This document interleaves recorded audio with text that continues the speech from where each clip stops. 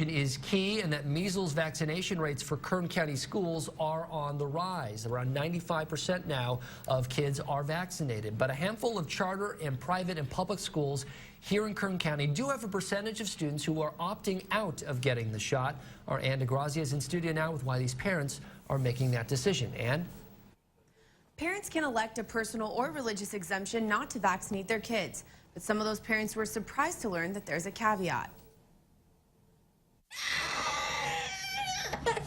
The children in a school are vaccinated so that we can prevent the spread of that disease in that school. According to California's health and safety code, students must have proof of immunizations to attend school, unless they have a reason to sign a personal belief exemption form. There are some religious reasons, and then there are people who are convinced, despite the medical evidence to the contrary, that the vaccines carry a significant risk.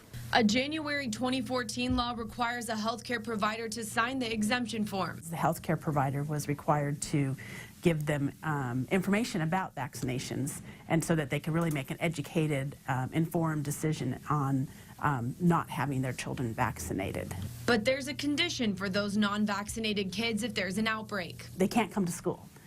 Their child's going to have to be excluded from school for the duration of that infectious period. That's how we handle those exemptions. What I'm afraid is happening here is that the CDC is trying to hold children's education hostage with their public health policy, and that's just wrong. Rebecca Eastep is a local activist against required vaccination. Her oldest son suffers from autism. My son's brain most likely swelled from the MMR vaccine, and I'm not willing to have my other son go through the same fate. Quite honestly, I'd rather deal with a week with the measles than have to deal with my son's lifetime with brain injury.